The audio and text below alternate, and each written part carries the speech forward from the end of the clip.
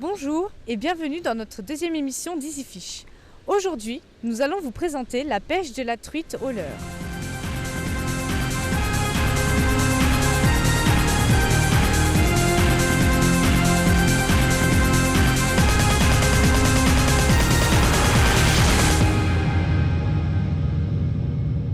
Pour cela, nous allons accueillir Adrien qui va tout d'abord nous parler de la truite. Alors bonjour à tous.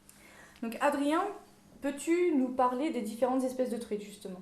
Oui, alors en fait en France, Clémence, il existe trois espèces de truites. Donc on trouve la truite arc-en-ciel, donc c'est une espèce directement importée des États-Unis. C'est pas une truite qui se reproduit dans le milieu naturel. Après il y a la truite fario, la truite de souche autochtone qui elle peut se reproduire dans le milieu naturel. Et enfin il reste la truite lacustre. Donc c'est une truite qui vit dans les lacs, principalement les lacs alpins, comme par exemple les lacs du Massif central et des Alpes. Donc à ton avis Clémence, quelle taille et quel poids ça peut faire une truite fario, donc celle qu'on va rechercher principalement nous dans l'émission. La truite qui se reproduit dans le milieu naturel.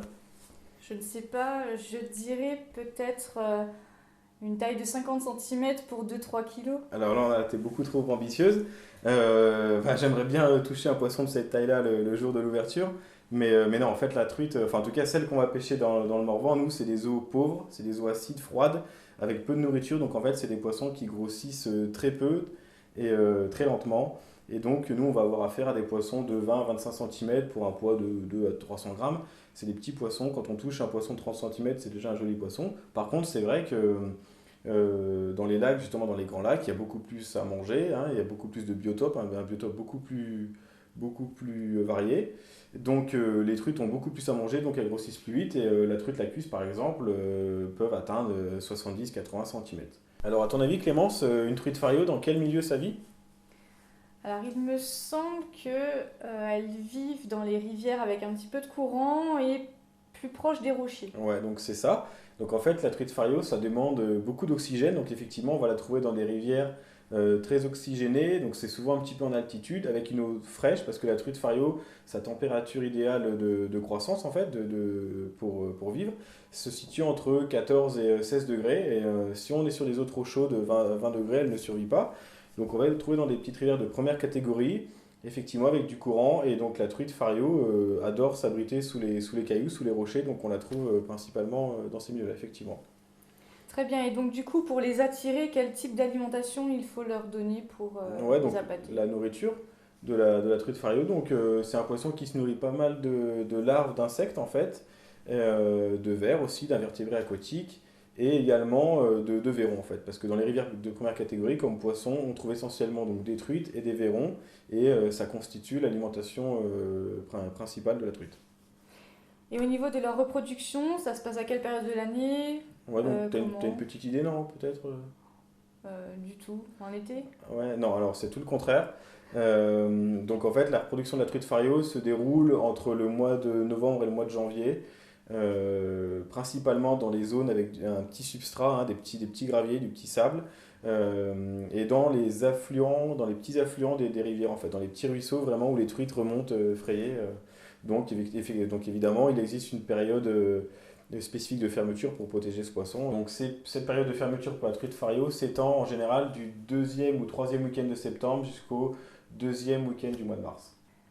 Et sinon, Adrien, au niveau du matériel, tu conseilles quoi ? Une canne longue et dure ?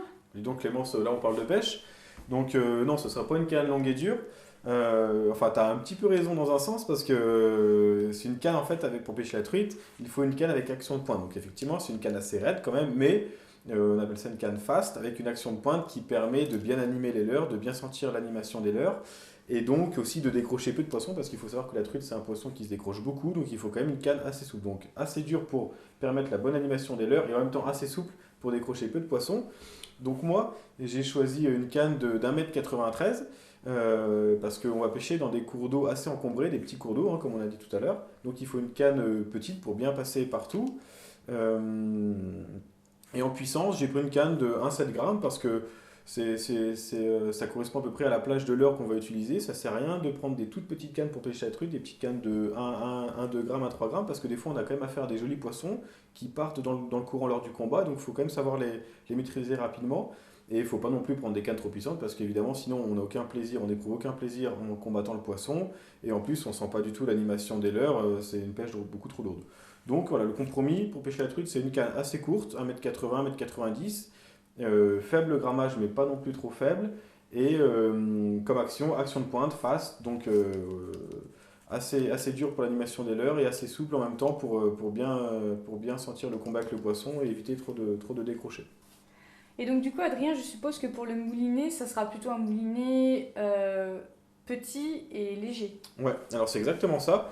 Donc pour la truite, on utilise des petits moulinets en taille 1000 ou 2500, ça dépend exactement dans quel cours d'eau on pêche et quel type de truite on recherche. Mais en général, c'est des petits moulinets. Et ce qui est important, donc, c'est la légèreté, hein, parce qu'il faut un ensemble équilibré avec des cannes légères, et c'est surtout le ratio. Alors en fait, il faut des moulinets avec des ratios très élevés, parce on va vraiment lancer dans le courant, donc il faut ramener assez vite le leurre pour atteindre les postes recherchés, ou tout simplement pêcher dans des courants assez forts. Donc il faut un moulinet avec un ratio élevé. C'est pas les mêmes moulinets, on n'utilise pas les mêmes moulinets par exemple pour pêcher la truite que pêcher la perche et le cendre ou leur soupe dans un canal. Donc en gros, voilà, c'est léger. Ce qu'il faut retenir, c'est un moulinet léger avec un ratio élevé. Et Adrien, avec quel fil pêches-tu la truite? Alors donc moi pour la pêche de la truite, je la pêche en nylon. Donc je prends un nylon relativement fin, hein. En début de saison, je vais pêcher avec du 20 centièmes, 18-20 centièmes. Et au cœur de la saison, quand les eaux seront vraiment basses et claires et que les poissons seront assez éduqués, je vais descendre dans des diamètres de nylon de 14 à 16 centièmes au leurre, hein, toujours. Et alors pourquoi du nylon? Parce qu'en fait la tresse c'est beaucoup moins élastique que le nylon. Donc comme on a parlé tout à l'heure pour la canne, il faut quelque chose d'assez souple pour amortir les coups de tête du poisson, parce que la truite c'est un poisson qui se décroche facilement, qui a une bouche très sensible.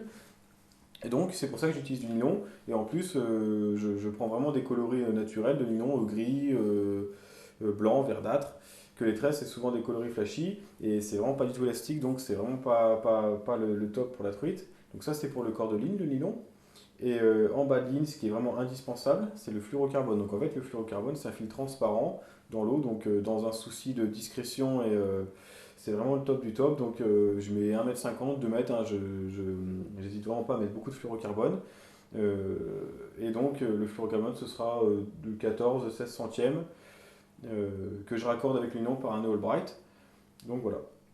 Mais Adrien, tu en as une belle collection de leurres, dis-moi. Alors oui, Clémence, effectivement, je pêche la truite avec beaucoup de leurres différents, donc maintenant on va voir quel leurre exactement j'utilise pour pêcher ce poisson. Donc alors, par où commencer?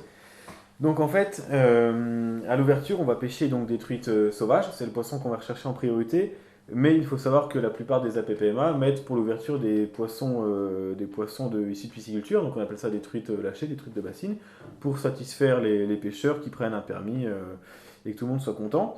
Donc en fait, dans ma boîte pour l'ouverture, j'ai mis des leurres de couleurs assez flashy, comme par exemple celui-ci, hein, avec des couleurs, on voit bien vert fluo, orange. Donc ça va vraiment être pour les truites qu'on va pêcher à l'ouverture, parce que c'est un leurre qui va vraiment jouer sur le côté excitant pour la truite, parce que c'est des poissons qui n'ont jamais vu de leurre de leur vie en fait. Donc quand elles vont voir vraiment des couleurs agressives, elles vont vraiment littéralement sauter sur le leurre. Et c'est des leurres aussi qui marchent bien quand les poissons sont vraiment agressifs, dans des conditions favorables, par exemple avant l'arrivée de la pluie, où on ressent vraiment un regain d'activité de la part des truites quand elles s'alimentent. Les jours où vraiment la pêche est bonne, on peut monter petit à petit avec des coloris plus flashy pour les attirer. Donc il y a ça. Alors après, à l'ouverture, il faut savoir qu'on est sur des eaux assez froides, hein, avec du débit assez élevé, donc on va pêcher avec des poissons nageurs coulants, donc, dont la densité est coulante, hein, et qui sont beaucoup plus lourds par rapport à la densité de l'eau. Et donc de ce type-là, en fait c'est un leurre à l'arrêt, il va tout simplement couler. Et donc c'est vraiment pratique parce qu'on va pouvoir le laisser descendre sur vraiment les postes qu'on va vouloir pêcher. Et après, une fois que le leurre sera arrivé sur le poste qu'on va vouloir prospecter, on pourra commencer l'animation. Donc on va pêcher beaucoup avec des leurres coulants pour l'ouverture. Donc il y a ça. Après, on va aussi pêcher avec des leurres imitatifs. Parce qu'il y a deux catégories de leurres en fait, pour la truite et même pour tous les autres carnassiers. Il y a des leurres imitatifs, donc qui imitent vraiment des proies naturelles, et des leurres incitatifs, qui incitent le carnassier à mordre. Donc les leurres incitatifs, j'ai parlé par exemple celui-ci, avec des couleurs flashy, ça imite pas vraiment une proie dont la truite va se nourrir, un verron par exemple. C'est plutôt un leurre qui va jouer sur le côté agressivité du poisson. Il y a ça, et donc il y a les leurres imitatifs. Par exemple, on peut prendre celui-là, qui imite vraiment une truitelle. Donc on va pêcher beaucoup avec ce leurre-là à l'ouverture. Et en plus, ce leurre est doté vraiment de billes sonores très importantes, hein. On entend vraiment bien le leurre. Donc en fait, c'est un leurre qu'on va utiliser en tout début de pêche et on va voir si les poissons y répondent bien. Donc si les poissons y répondent bien, ça veut dire que les poissons seront quand même assez agressifs et donc on va pouvoir continuer à pêcher avec des leurres de ce type-là, avec de grosses billes qui va vraiment les faire venir de loin. Et si on voit que la pêche est très difficile, que les poissons ne sont pas du tout réceptifs aux billes, on passera avec des leurres beaucoup plus discrets, avec beaucoup moins de billes, comme ce petit leurre-là. Donc ça c'est signé Caperlan euh, qui joue vraiment bien sur le côté imitatif, ça imite vraiment parfaitement un petit verron, et il est doté de très peu de billes, donc c'est vraiment un leurre qu'on va utiliser quand la pêche sera difficile, comme on risque de rencontrer le jour de l'ouverture pour les truites sauvages, quoi, qui seront vraiment sûrement pas très agressives, étant donné qu'il fait encore assez froid, que la température de l'eau est assez froide. Donc ça c'était pour les leurres durs en général. Après il existe aussi pour la truite des crankbaits. Donc en fait un crankbait c'est un leurre avec muni d'une bavette assez incurvée qui plongera beaucoup. Donc on va pêcher avec ces leurres là pour prospecter les trous, des trous d'1 mètre 50, 2 mètres. Donc c'est toujours intéressant d'en avoir dans sa boîte pour les truites parce que c'est un leurre qui va permettre vraiment de pêcher des trous. Ça arrive souvent dans les parties de pêche. Après ça dépend du parcours auquel on a affaire. Donc il y a ça. Enfin, il existe encore deux catégories de leurres. Donc, il y a les leurres métalliques, indispensables. Donc, on parle ici de la cuillère, par exemple. Donc, pareil, avec des coloris assez diverses et variés. Donc, là, on a une cuillère argentée, toute simple, numéro 2, qui marche très bien. Alors, c'est pareil. Pourquoi numéro 2 et pas numéro 1 ou numéro 0? Parce qu'en fait, comme je l'ai sûrement déjà dit, à l'ouverture, on va avoir affaire à des débits assez élevés, étant donné qu'on sort de l'hiver en général, donc c'est une saison où il pleut beaucoup, donc les rivières vont être assez gonflées, le débit assez important. Donc si on pêche avec des cuillères numéro 0 ou 1, en fait la cuillère va pêcher vraiment juste sous la surface, elle va pas pêcher assez creux contre le courant, parce que le poids de la cuillère sera forcément faible par rapport à l'eau contre le courant, donc on va mal pêcher, on va pas pêcher creux, on va pas aller chercher les poissons en profondeur. Et en revanche, dès qu'on monte en taille de cuillère, forcément elles sont plus lourdes, et donc on pêche plus creux et on atteint beaucoup plus les poissons. Donc c'est pour ça qu'à l'ouverture, c'est très important de pêcher avec des cuillères numéro 2, voire même numéro 3. Ça peut paraître un petit peu gros, un petit peu cuillère à brocher, mais pas du tout. Il faut vraiment ne pas hésiter sur la taille des cuillères. Donc voilà. Et enfin, dans tout ce qui est leurre métallique, il existe aussi des micro-spinners. C'est un petit peu une nouveauté, c'est un petit peu à la mode en ce moment. C'est des leurres, pareil, qui jouent beaucoup sur l'agressivité du poisson et sur des parcours très éduqués où les truites sont vraiment habituées à avoir des poissons nageurs imitatifs, même incitatifs, avec des billes ou sans billes. Là, c'est un leurre qui joue vraiment, il n'y a pas de billes dans ce mini-spinner, c'est vraiment un leurre qui joue sur l'aspect visuel, vibration de la palette dans l'eau, et c'est vraiment quelque chose à tenter où quand, le jour où on ne trouve pas vraiment la pêche, qu'il n'y a rien qui marche spécialement, on peut vraiment essayer avec ce leurre-là, ça peut rapporter des poissons. Donc on a vu ça, et on peut aussi également pêcher la truite avec des petits leurres soupes.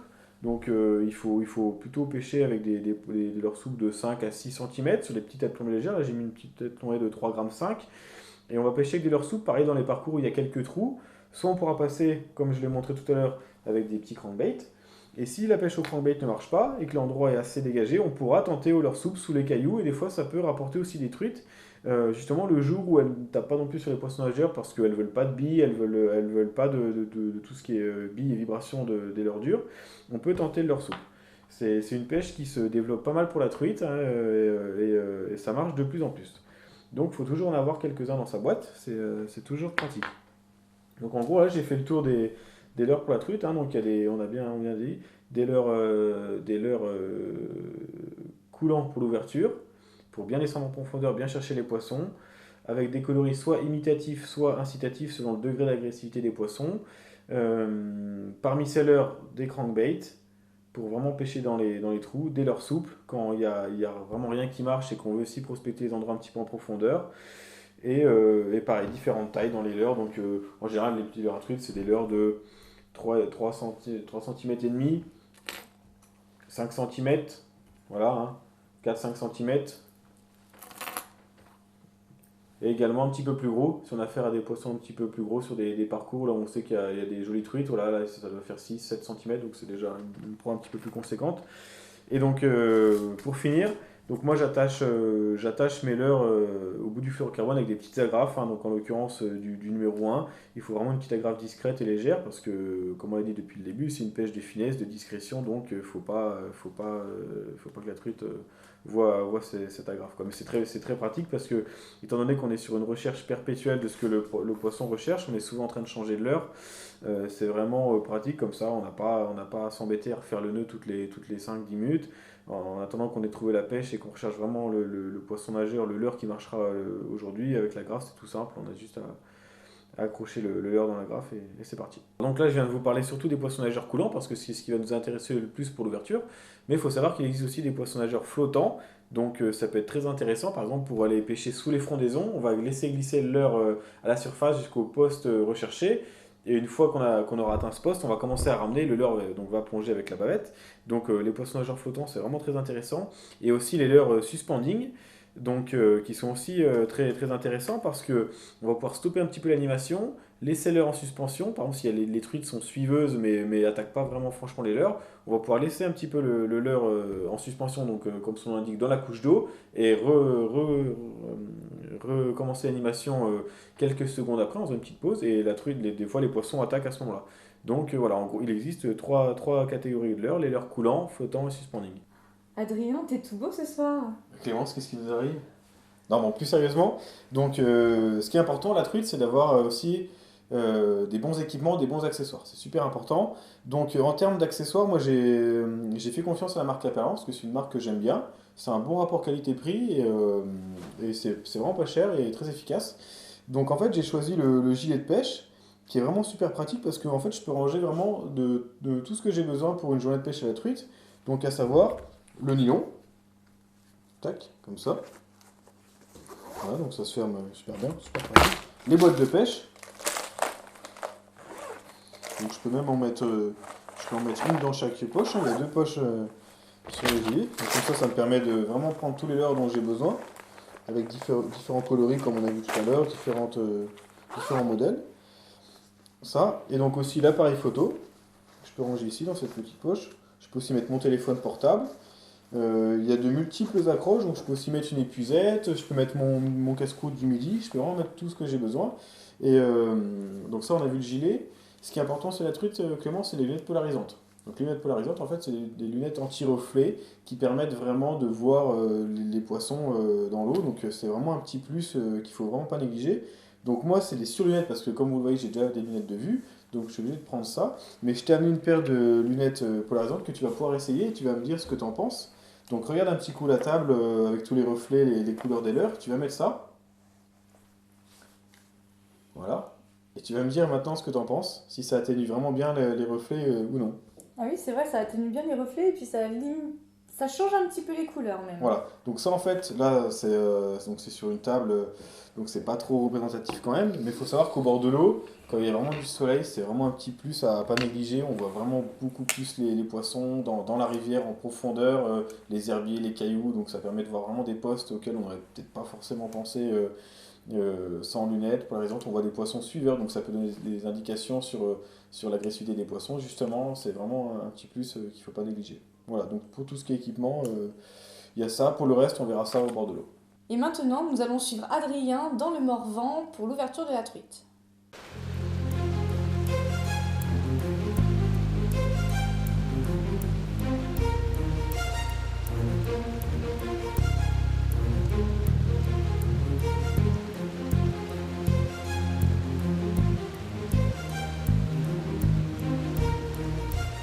Bon, donc nous voilà sur le terrain aujourd'hui pour l'ouverture de la truite. Je suis avec mon pote Arnaud. Bonjour. Donc on est dans le Morvan, là on a décidé de choisir la Haute-Yonne pour commencer, donc on va essayer de faire quelques truites ici. Si on voit qu'on n'a pas touche, que les poissons sont pas actifs, on a d'autres options, on ira sur d'autres cours d'eau. Donc on va pêcher au leurre, puis on va essayer de faire bouger quelques truites. Voilà. Donc il y a une petite éclaircie, mais il fait quand même pas chaud, donc on va voir ce que ça donne.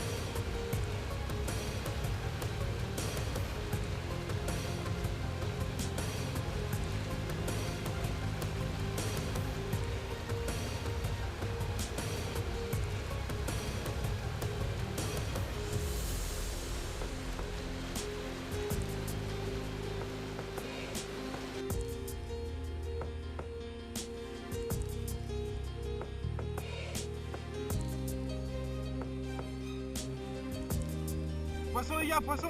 Poisson les gars. Poisson.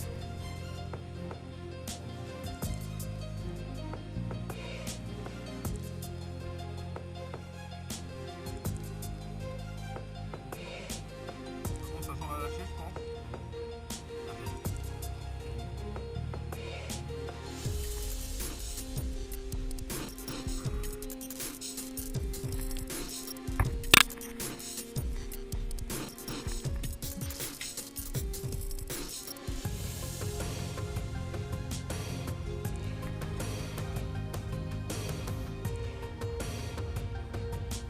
Bon voilà, première truite de la saison, au Tiny Fry, dans un petit courant. Bon par contre ça c'est pas une truite sauvage, on reconnaît facilement, elle a les nageoires un petit peu abîmées. On voit que c'est une truite qui a été lâchée pour l'ouverture pour les pêcheurs quoi. Mais bon ça fait plaisir parce que c'est toujours la première truite et puis bon bah voilà il fait pas super chaud, c'est pas évident, l'eau est super froide donc ça fait plaisir quand même. Voilà.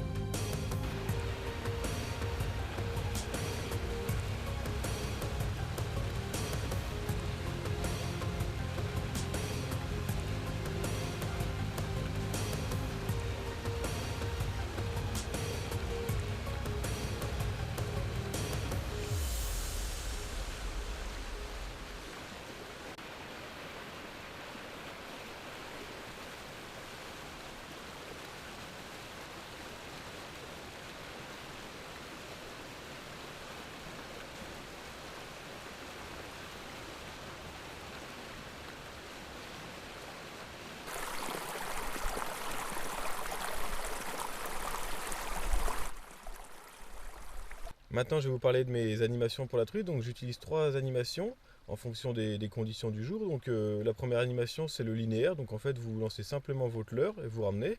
La deuxième animation que j'utilise, c'est le stop and go. Donc, vous lancez votre leurre, vous ramenez, vous faites des pauses de plusieurs secondes. Donc, on fait cette animation avec des leurres suspending. Vous faites des pauses et vous ramenez votre leurre. Et la troisième animation que j'utilise, c'est l'animation avec des jerks. Donc vous lancez votre leurre et vous mettez des grands coups de sur dans la canne pour que le leurre imite un petit peu une proie en difficulté qui fuit.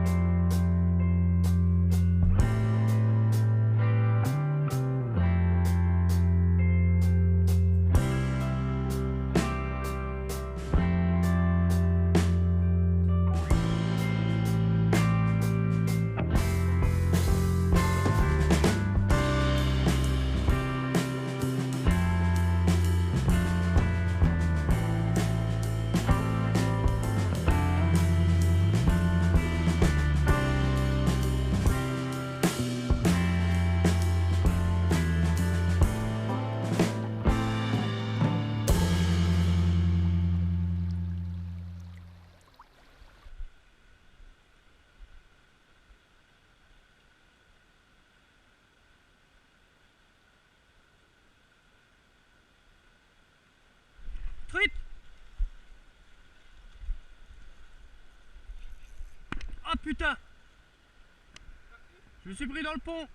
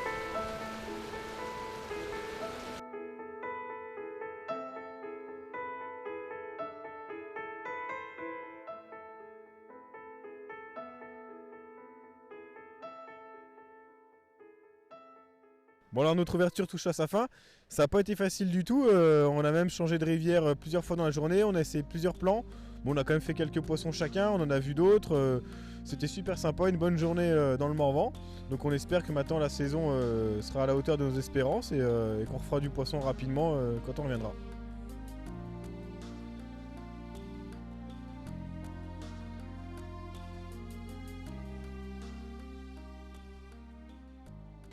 Merci Adrien pour cette présentation.